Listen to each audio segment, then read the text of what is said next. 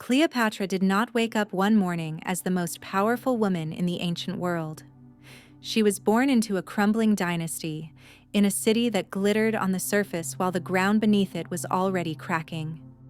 What if I told you the Cleopatra you think you know, the seductress, the villain, the tragic queen, is actually a story written by her enemies? And what if the real story is far more dangerous and far more human? Before we dive into the untold story of Cleopatra, from princess to pharaoh, do something that would have made any ancient ruler jealous.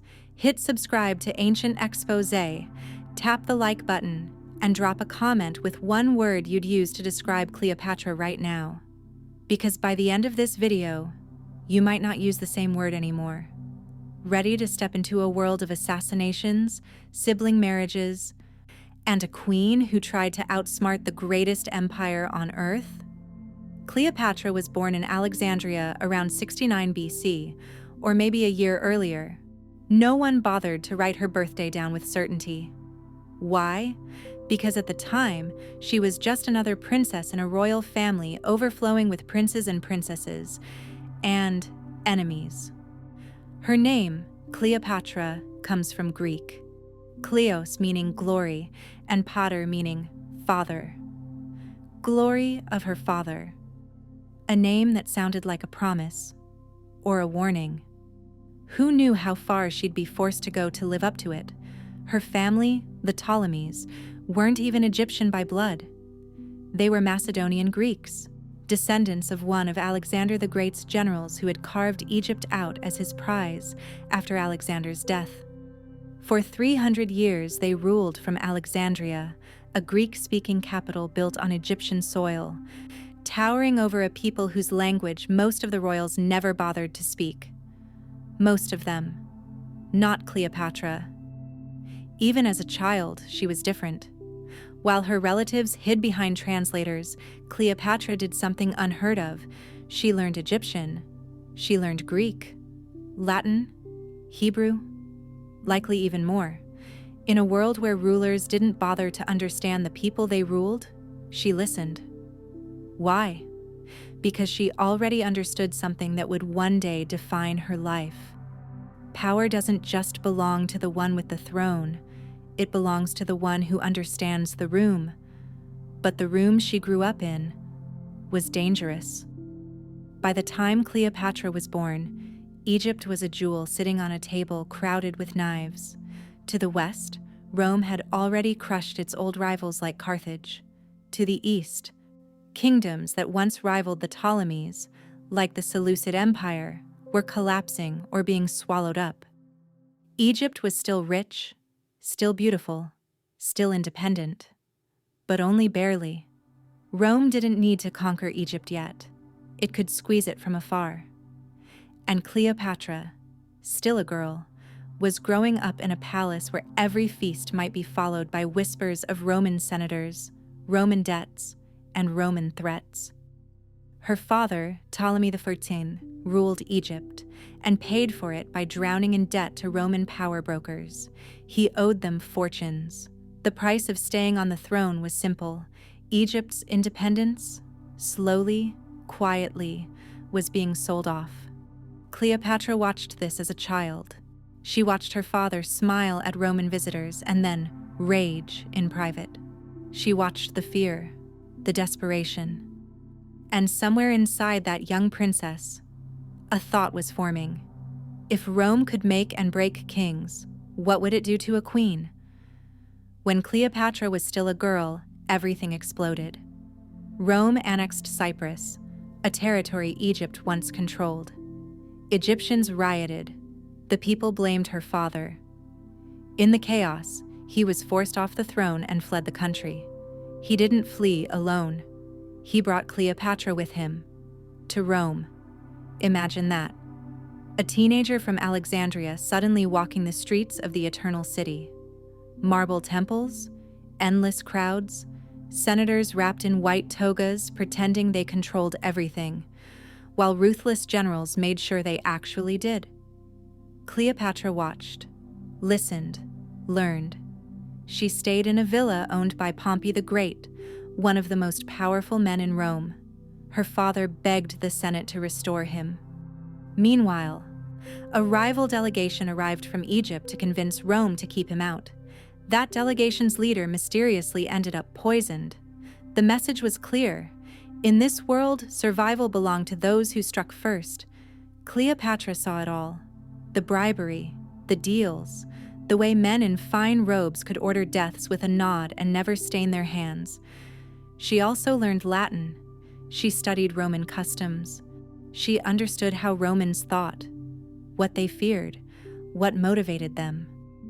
One day, that knowledge would save her life, but first it would get her thrown into a civil war. Rome eventually decided Ptolemy XIII could go back.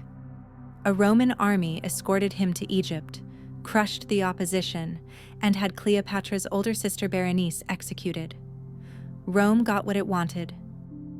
Egypt got its king back, along with even more debt and Roman soldiers now living on Egyptian soil. Cleopatra, now a favored daughter, was suddenly closer to the center of power than ever. Her father named her co-regent before he died. When he finally did, around 51 BC, everything shifted. Cleopatra became Queen Cleopatra VII of Egypt. She was about 18. On paper, she ruled with her little brother, Ptolemy XIII, a boy about 10 or 11, whom she also married, in the Egyptian royal tradition of sibling marriage. It sounded like unity. In reality, it was a battlefield disguised as a family. The kingdom was in trouble. The Nile's annual flood failed, leading to food shortages and unrest. Debts to Rome hung over everything, and a private Roman army, the Gabiniani, left behind after her father's restoration, had gone rogue, meddling in Egyptian politics and throwing their support behind her younger brother. Cleopatra tried to keep control. She cut exports of grain to feed her own people while trying not to anger Rome, which depended on Egyptian wheat. She punished Roman mercenaries who murdered envoys, and in doing so, she offended Romans who saw her as overstepping. At home, her brother's advisors moved against her. By her early 20s, Cleopatra, Queen of Egypt, found herself pushed out of Alexandria, forced into exile in the Eastern Territories, raising her own army for a civil war she wasn't sure she could win. Her kingdom was on the edge of collapse. Her enemies were closing in. And then, far away in Greece, another war, between Romans themselves, sent a ripple toward Egypt that would change her life forever. In 48 BC, the Roman world split in two. On one side, Julius Caesar, a brilliant, ambitious general who had conquered Gaul, modern-day France, and beyond. On the other, Pompey the Great, the very man whose villa Cleopatra had stayed in as a teenager. The civil war between Caesar and Pompey came to a head at the Battle of Pharsalus in Greece. Caesar, outnumbered, crushed Pompey's forces. Pompey fled, desperate for a safe place to rebuild. He looked at the map and chose Egypt. He assumed Egypt would welcome him. After all, he had once helped Cleopatra's father reclaim his throne. Instead, when Pompey arrived on Egyptian shores, he was invited onto a small boat, stabbed to death, and his head was cut off, an offering for Julius Caesar from Egypt's power players, who believed Caesar was the future. It was a brutal miscalculation. When Caesar arrived in Alexandria and was presented with Pompey's severed head, he was horrified. Even among hardened Romans, there were lines you weren't supposed to cross. Pompey had been a rival, but he had also been a Roman consul, a great general, almost a symbol of the Republic itself. And into this tense, dangerous atmosphere, Caesar, grieving and furious, stuck in a foreign city, walked Cleopatra, or rather, slipped in. By this point, Cleopatra was in exile, her brother's faction in control of Alexandria. She knew that whoever controlled Caesar would control the future of Egypt, but getting to him meant sneaking into a palace guarded by her enemies, According to ancient writers, she had herself smuggled into Caesar's quarters in secret, possibly wrapped in a rug or bedding, carried past guards who never imagined the queen was inside. Is every detail true?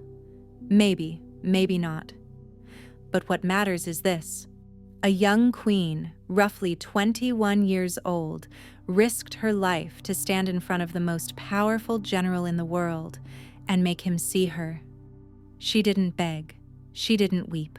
Historians say she presented herself in the most majestic and yet pitiable guise, spoke to him in his own language, and laid out not only her story, betrayed by her brother, robbed of her throne, but her value.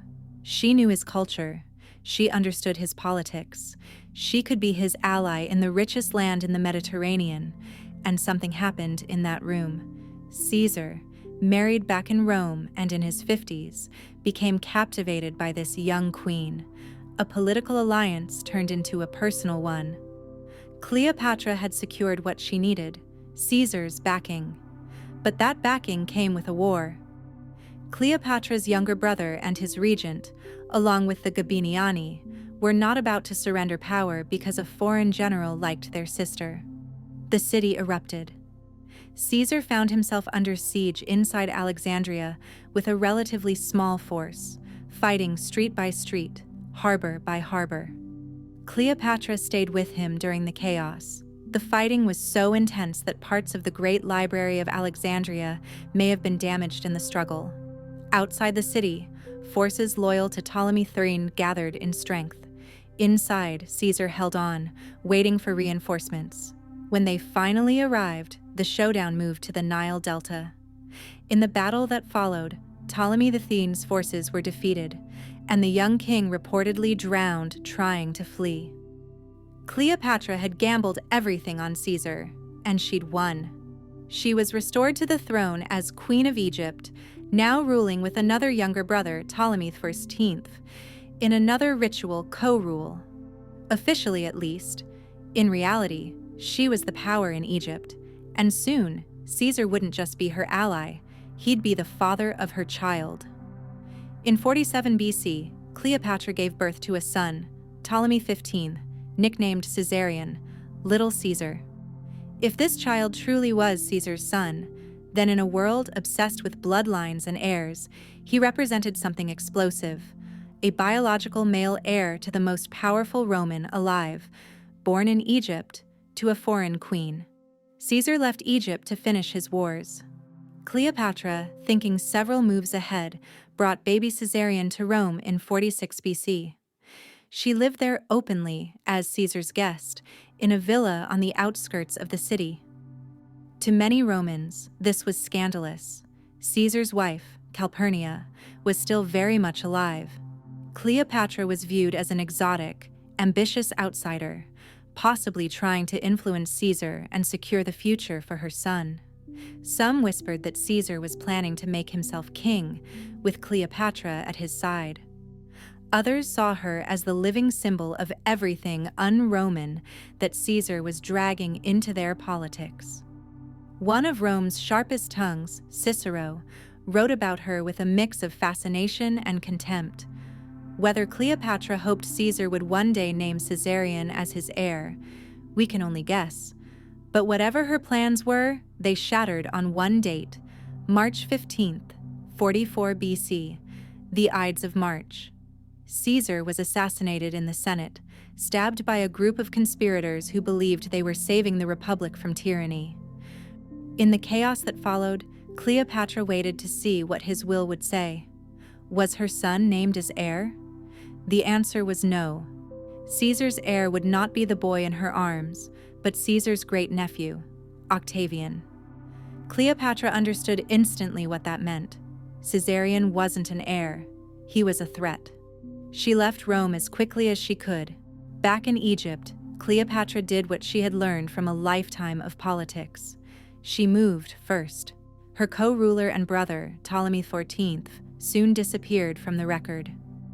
Ancient sources don't spell it out, but the timing is chilling. Within weeks of Caesar's death and Cleopatra's return to Egypt, Ptolemy XIV is gone and Caesarion is elevated as co-ruler. Ptolemy XV.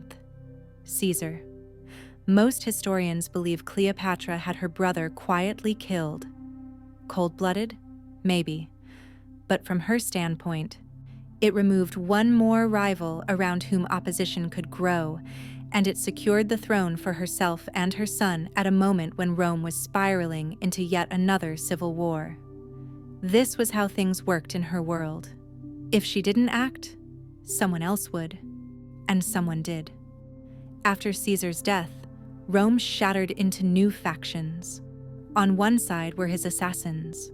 On the other were his supporters, led by Octavian, Mark Antony, and Lepidus, who formed the Second Triumvirate, a temporary carve-up of power.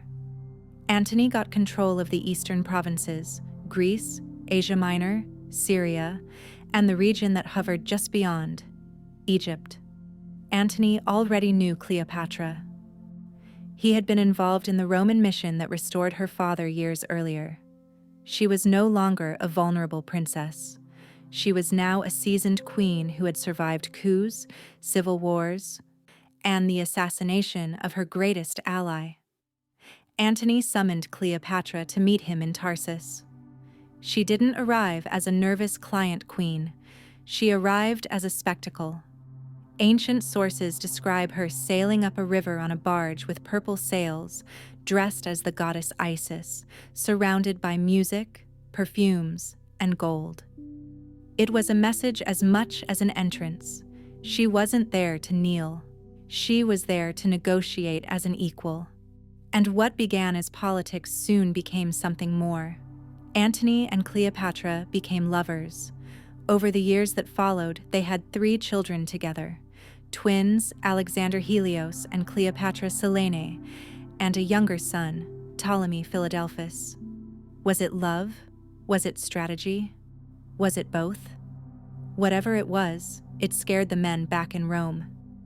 In Alexandria, Antony and Cleopatra built a court that looked less like a Roman governor's office and more like the rebirth of an Eastern kingdom. Stories spread through Rome about lavish banquets, endless drinking, and shocking extravagance. One famous tale, maybe exaggerated, maybe not, tells of Cleopatra winning a bet about who could host the most expensive feast.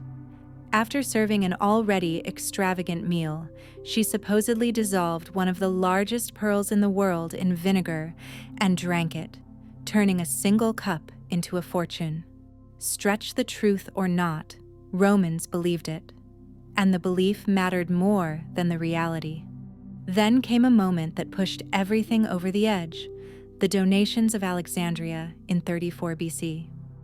After a campaign in Armenia, Antony held what was essentially a Roman-style triumph, not in Rome, but in Alexandria. Then, in a public ceremony, Cleopatra and Antony handed out titles and territories like a king and queen of a new empire. Caesarion was declared co-ruler of Egypt, presented as the son of Caesar. Alexander Helios was called king of Armenia and Media and the lands of the east. Cleopatra Selene was named Queen of Cyrenaica. Ptolemy Philadelphus received titles over Syria and Cilicia. To Roman ears, this sounded like treason dressed up as pageantry.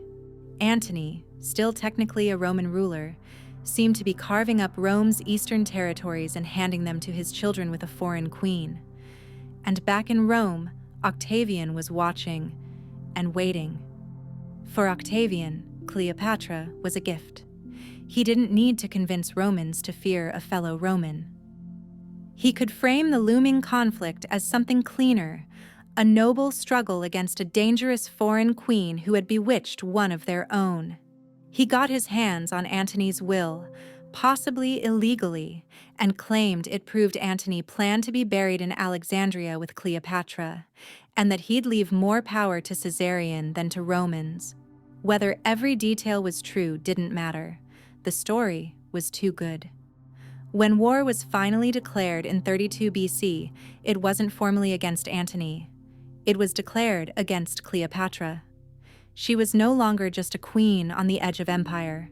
She was the face of everything Octavian claimed to be fighting: decadence, Betrayal, the idea of Rome being ruled through an eastern palace. Cleopatra and Antony gathered their fleets near Actium, on the western coast of Greece. Octavian and his brilliant admiral, Agrippa, brought theirs. What followed in 31 BC was one of the most famous naval battles in history. Cleopatra and Antony's fleets, larger but less nimble, became trapped. In the chaos, Cleopatra made a decision. She broke through with her ships and fled. Antony followed. Their forces on land, abandoned, eventually surrendered. The war was effectively over, though the final act had yet to be written. Octavian took his time marching to Egypt. By the summer of 30 BC, his armies reached Alexandria. Antony's remaining troops were exhausted and demoralized. They were defeated outside the city. Antony, believing Cleopatra already dead, or knowing what awaited him if captured, fell on his sword. Ancient writer Plutarch tells a haunting story of Antony being brought, wounded and dying, to Cleopatra, so they could see each other one last time. Cleopatra was captured, but not broken. Octavian wanted her alive. A defeated queen would make an unforgettable trophy in his triumph, a living symbol of Rome's victory paraded in chains. Cleopatra, who had spent her entire life fighting not to be a puppet, refused to end it as one. Sometime in August of 30 BC, around age 39, she died. How exactly? The famous version says she allowed herself to be bitten by an asp, a venomous snake, brought to her in a basket. Other theories say she used a fast-acting poison. Some modern scholars even suggest Octavian might have quietly arranged her suicide to avoid the spectacle and risk. What we know is this: Cleopatra chose death over humiliation, or someone chose it for her and made sure history agreed. Octavian had Caesarion killed shortly afterward, too dangerous to live as a potential rival claiming to be Caesar's true son. Cleopatra's children with Antony were spared and taken to Rome. Her daughter, Cleopatra Selene, survived and became Queen of Mauritania, carrying her mother's bloodline into another royal house. Egypt itself became a Roman province, its grain now feeding Roman citizens, its riches flowing directly to the new emperor, Octavian, now called Augustus. Cleopatra had tried for decades to keep her kingdom independent, first with Caesar, then with Antony. In the end, Egypt fell. She failed. Or did she? Here's the twist. Almost everything we think we know about Cleopatra comes from men who hated her, feared her, or needed her as a villain in someone else's story. Roman writers painted her as a seductress, a drunk, a schemer who brought good Romans to ruin.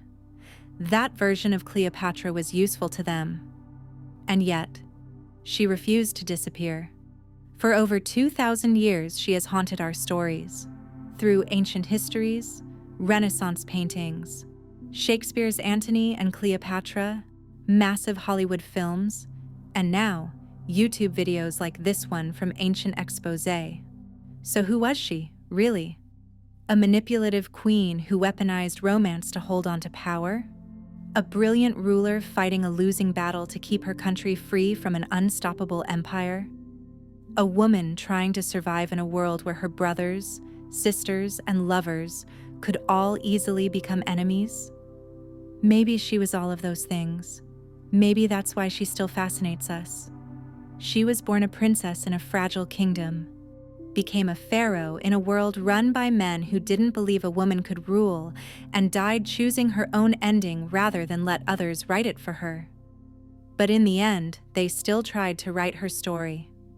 Now, it's your turn. Do you think Cleopatra truly loved Julius Caesar or Mark Antony? Or did she see them as tools to protect her throne and her son? Was she a hero of her people, or a ruthless survivor who simply refused to lose? Tell me what you think in the comments.